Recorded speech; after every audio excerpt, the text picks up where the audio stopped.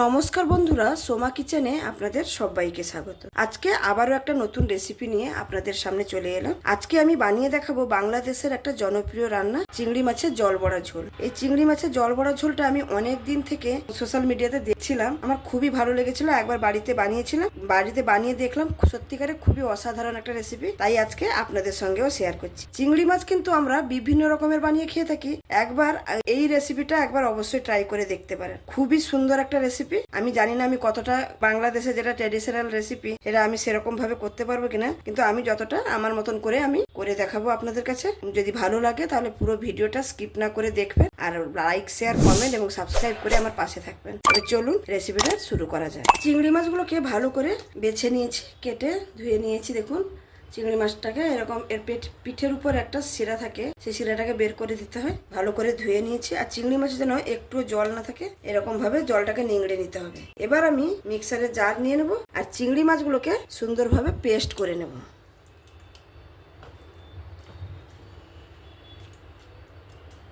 এখানে কিন্তু একটু কোনো জল ব্যবহার করব না, এমনি শুধু খালি চিংড়ি মাছগুলোকে আমি ভালোভাবে পেস্ট করে নেব। চিংড়ি মাছটা সুন্দরভাবে পেস্ট করে নিয়েছি দেখুন। এবার আমি এই প্লেটের মধ্যেই চিংড়ি মাছের পেস্টটা তুলে নেব। সম্পূর্ণ চিংড়ি মাছের পেস্টগুলো একটা প্লেটে বের করে নিয়েছি। এবার আমি এতে কিছু মশলা মাখিয়ে নেব। প্রথমে দিয়ে দেবো স্বাদ মতো লবণ, সামান্য একটুখানি হলুদ, আর দিয়ে দেবো সামান্য একটু ঝাল লঙ্কার গুঁড়ো। এখানে আপনারা লঙ্কা কুচিও ব্যবহার করতে পারেন, কোনো অসুবিধা নেই। আর দিয়ে দেবো 1 চামচের মতন আদা বাটা, আর সামান্য একটু সর্ষের তেল দিয়ে দেবো। দিয়ে এই চিংড়ি মাছের পেস্টটাকে ভালো করে মাখিয়ে নেব। চিংড়ি মাছটাকে সুন্দরভাবে মাখিয়ে নিয়েছি। চিংড়ি মাছের পেস্টটাকে সাইডে সরিয়ে রেখে একটা মশলা করে নেব। তার জন্য আমি ওই মিক্সারের জারটাই নিয়েছি যে চিংড়ি মাছ পেস্ট করেছিলাম। ওতে দিয়ে দেব পেঁয়াজ, একটা মিডিয়াম সাইজের পেঁয়াজকে আমি কুচিয়ে নিয়েছি। তার সঙ্গে দিয়ে দেব রসুন, 8টা থেকে 10টা রসুনের কোয়া। তার সঙ্গে দিয়ে দেব একটু আদা কুচি, আর দিয়ে দেব টমেটো কুচি, আর দিয়ে দেব 1 চামচের মতন গোটা জিরে। সামান্য একটু জল দিয়ে মশলাটাকে একদম মিহি পেস্ট করে নেব। মশলাটা একদম মিহি পেস্ট করে নিয়েছি, দেখুন সুন্দরভাবে পেস্ট করে নিয়েছি। এখানে আমার সমস্ত কিছু গোছানো হয়ে গেছে রান্নার জন্য। এবার আমি রান্নার কাছে চলে যাব। রান্নাটা করে নেওয়ার জন্য একটা কড়াই বসিয়ে নিয়েছি। কড়াইতে প্রথমে একটু তেল দিয়ে দেব। আমি এই রান্নাটাতে আলু একটু ব্যবহার করব, আপনারা আলু নাও ব্যবহার করতে পারেন, কিন্তু আমাদের বাড়িতে আলু একটু পছন্দ করে, সেই জন্য আমি একটু আলু দিচ্ছি। সামান্য একটু লবণ আর একটু হলুদ দিয়ে আলুটাকে সুন্দর লাল লাল করে একটু ভেজে নেব।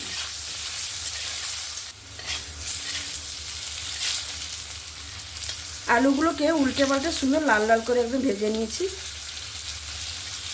এবার আলুগুলোকে আমি তুলে নেব। এবার রান্নাটা আমি করে নেব। তার জন্য কড়াইতে সামান্য পরিমাণ একটু তেল আছে, আর একটু পরিমাণ তেল আমি দিয়ে দেব। তেলটা অলরেডি গরমই আছে। এবার আমি ফোড়ন করে নেব। একটা তেজপাতা দিয়ে দেব, আর 2টো ছোটো এলাচ আর লবঙ্গ। ফোড়নটাকে একটু ভেজে নেব। ফোড়নটা ভাজা হয়ে গেছে। এবার দিয়ে দেব একটু পেঁয়াজ কুচি আর 3টা চেরা কাঁচা লঙ্কা।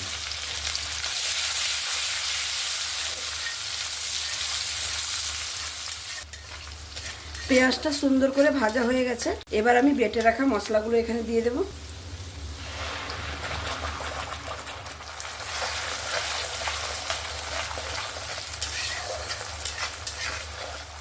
সমস্ত মশলাগুলো দিয়ে ভালো করে মিক্স করে নিলাম।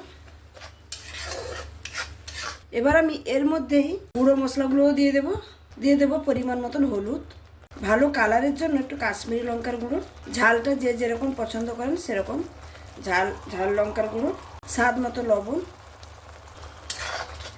দিয়ে ভালো করে মশলাটাকে এবার কষিয়ে নেব, যতক্ষণ না মশলা থেকে কাঁচা গন্ধটা চলে যাচ্ছে আর মশলা থেকে সুন্দরভাবে তেল ছেড়ে দিচ্ছে। মশলাটাকে 2-3 মিনিটের মতন ভালো করে কষিয়ে দিয়েছি। দেখুন মশলা থেকে সুন্দরভাবে তেল ছাড়তে শুরু করেছে। এই মিক্সারের জারের মধ্যে যে আমি মশলাটা বেটেছিলাম সেই জলটা সামান্য পরিমাণ দিয়ে আরও 2-3 মিনিটের মতো মশলাটাকে কষিয়ে নেব।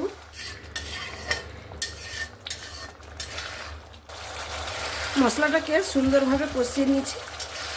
মশলা থেকে সুন্দরভাবে তেল ছেড়ে দিয়েছে। এবার আমি এখানে ভেজে রাখা আলুগুলো দিয়ে দেব।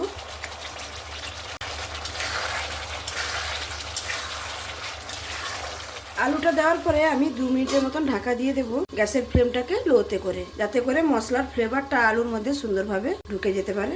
2 মিনিটের পরে আমি ঢাকনাটা খুলে নিচ্ছি। দেখুন কত সুন্দর কালারটা এসছে। আবারও একবার ভালো করে নাড়াচাড়া করে নিলাম। এবার আমি এখানে দিয়ে দেব পরিমাণ মতন জল।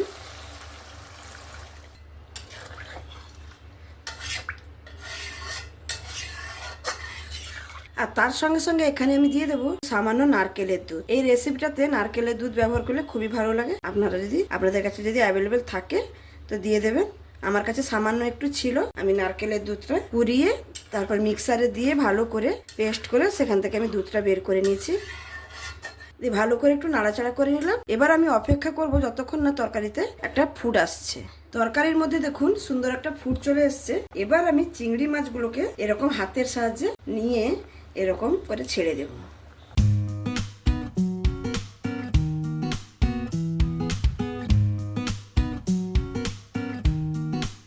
এখানে আমি সমস্ত বড়াগুলো এরকম ভাবে ছেড়ে দিচ্ছি। আপনারা নিশ্চয়ই দেখতে পাচ্ছেন। আমার এই রেসিপিটা যদি আপনাদের এই পর্যন্ত ভালো লেগে থাকে তাহলে অবশ্যই লাইক, শেয়ার, কমেন্ট এবং সাবস্ক্রাইব করে আমার পাশে থাকবেন প্লিজ বন্ধুরা। আর যদি খুব ভালো লাগে তাহলে বন্ধু বান্ধবদের সঙ্গেও শেয়ার করে নেবেন। এই রেসিপিটা খেতে কিন্তু অসাধারণ স্বাদের হয়ে থাকে।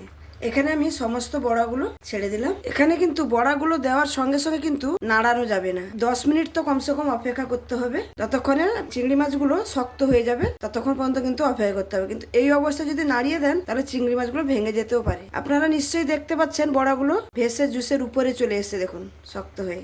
দেখুন আমি এখানে কিন্তু 10 মিনিট খুন্তিটা লাগাইনি। 10 মিনিটের পরে কিন্তু খুন্তিটা লাগাচ্ছি। দেখুন প্রত্যেকটা বড়া কিন্তু জুসের উপরে ভেসে চলে এসেছে। দেখুন আর কত সুন্দর শক্ত হয়ে গেছে। দেখুন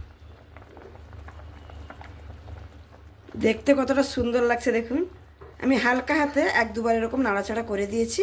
এবার আমি সামান্য একটু চিনি দিয়ে দিচ্ছি। এই রেসিপিটাতে একটু চিনি ব্যবহার করবেন, দেখবেন খেতে ভালো লাগবে।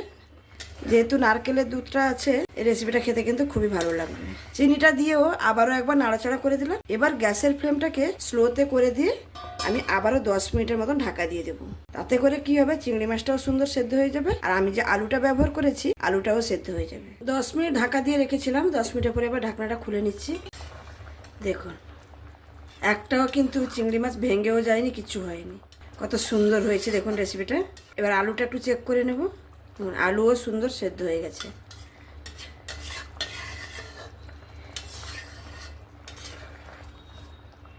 রান্নাটা একদমই কমপ্লিট। নামানোর আগে একটু সামান্য গরম মশলা আর আপনারা যদি চান একটু ঘিও দিতে পারেন। আমার ছেলেটা একটু ঘি খেতে পছন্দ করে না, সেজন্য আমি আজকে ঘি ব্যবহার করছি না। খালি সামান্য একটু গরম মশলা দিয়ে নামিয়ে নেব।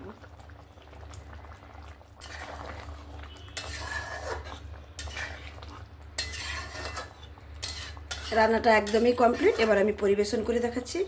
তাহলে বন্ধুরা দেখতেই পেলেন আমার এই চিংড়ি মাছের জল বড়া ঝোল।